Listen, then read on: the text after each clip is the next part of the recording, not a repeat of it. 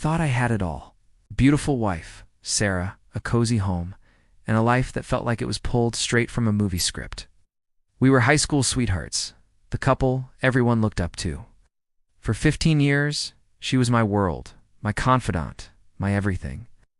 But one Tuesday afternoon, that world shattered into a million irreparable pieces. It was our anniversary, and I'd left work early to surprise her. I remember walking up the driveway, a bouquet of her favorite lilies in one hand and a small velvet box in the other. I pictured her smile, the way her eyes would light up. But as I quietly opened the front door, I wasn't met with the familiar scent of her baking or the sound of the TV. Instead, I heard voices from our bedroom. A man's laugh, deep and unfamiliar, followed by my wife's giggle, a sound I knew so well, yet this time it felt alien. My heart hammered against my ribs.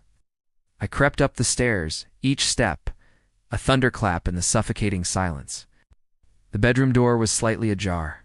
I peered through the crack, and there she was, with a man I didn't recognize. The lily slipped from my hand, scattering across the hallway floor. The velvet box felt like a lead weight in my pocket. I backed away, silent as a ghost, and left the house. I drove 4 hours with no destination in mind. The initial shock gave way to a tidal wave of grief, then a cold, simmering rage. Every memory we'd ever shared was now tainted. Every "I love you" a lie. How could she, after everything we'd been through? That night I didn't go home. I stayed at a cheap motel, staring at the ceiling, replaying the scene over and over. My Sarah, my love, was a stranger. When I finally returned the next morning, she was frantic, feigning concern. She asked where I'd been, why I hadn't called. I looked into her eyes, searching for any hint of guilt, but found only practiced innocence. I played along. I made up a story about a work emergency. In that moment, a plan began to form, a seed of revenge planted in the fertile ground of my broken heart. I wasn't going to explode. No, that would be too easy, too quick. My revenge would be a slow burn, meticulously crafted and devastatingly perfect. The first step was to gather information. I became a private investigator in my own life. I learned that the man was Mark, a new colleague at her firm. Their work lunches were trysts. Their late nights at the office were hotel stays. I used a simple voice-activated recorder hidden in her car. The conversations I captured were gut-wrenching, filled with sweet nothings and plans for their future, a future without me. Each recording was another nail in the coffin of the life we once had, but also another brick in the foundation of my revenge. While she was living her double life, I started living one of my own. I pretended to be the same loving, slightly oblivious husband she thought she knew.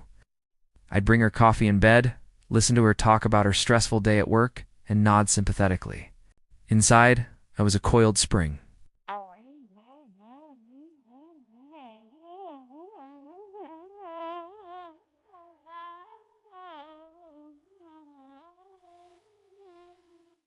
I started quietly untangling our finances. We had a joint savings account, a significant sum we'd been building for our future, for a bigger house, for travel. That was my primary target. I consulted a lawyer, a sharp, discreet woman named Ms. Davies. I laid out everything: the affair, the evidence I'd gathered. She was impressed with my calm demeanor and my thoroughness. We drafted a divorce petition that was nothing short of a masterpiece. Legally, I was entitled to half of our marital assets. But my plan was more ambitious. For months, I continued my charade. On our second anniversary celebration, the real one had passed in a blur of pain, I suggested we make a big investment. I'd discovered a fantastic opportunity, a tech startup with huge potential. I showed her fake prospectuses and fabricated earnings reports I'd spent weeks creating. I told her we should move the bulk of our joint savings into this investment.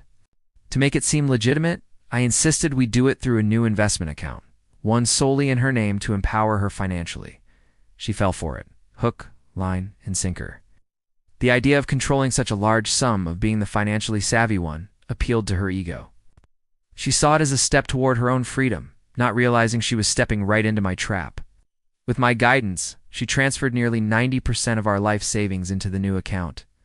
The account that I, with the help of a tech-savvy friend, had complete backdoor access to.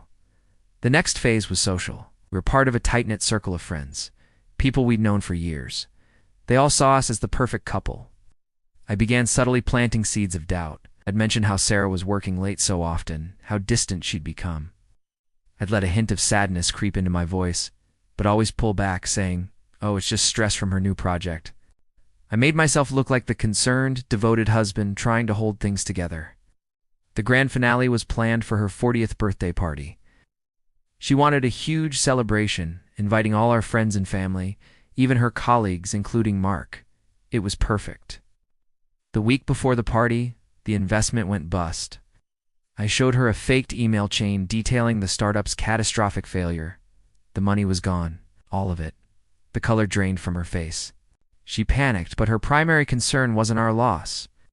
It was how she would explain losing our life savings. The night of the party arrived. Our home was filled with laughter and music. Sarah put on a brave face, a mask of the gracious hostess.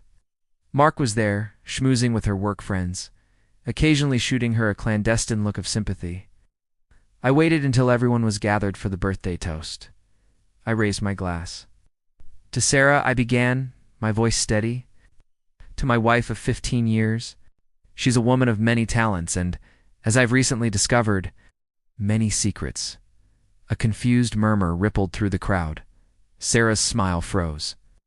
I continued, "Most of you see a successful, loving wife. But I see a woman who has been having an affair with her colleague, Mark, who is standing right over there." Gasps filled the room. All eyes darted between a pale Mark and a horrified Sarah. But I wasn't finished. I pulled a small remote from my pocket. Sarah thought she lost our life savings in a bad investment. A little white lie. The truth is, I orchestrated the entire thing to move our assets. The money isn't gone. It's safe. Safe in an account that only I can access.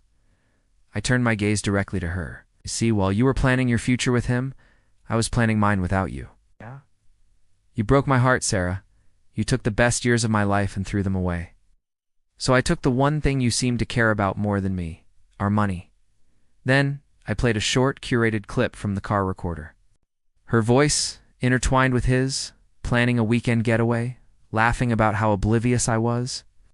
The silence in the room was absolute, broken only by the sound of her recorded laughter.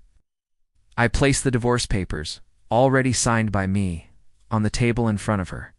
"The house will be sold. These people," I said, gesturing to our friends, "now know the truth. You have nothing. No husband, no reputation, and no money. Happy birthday, Sarah." I walked out of that house, leaving behind the wreckage of my old life. The pain was still there, a dull ache in my chest. But for the first time in months, it was overshadowed by a sense of release, of justice. Wasn't a happy ending, but it was an ending I had written myself. My revenge wasn't about hurting her as much as she hurt me. That was impossible. It was about taking back control, about closing a chapter on my own terms. And as I drove away, toward a future that was entirely my own, I finally felt free. Thanks for listening to my story. If you're going through something similar, remember that your well-being comes first, and sometimes, best closure is the one you create for yourself. Follow for more stories.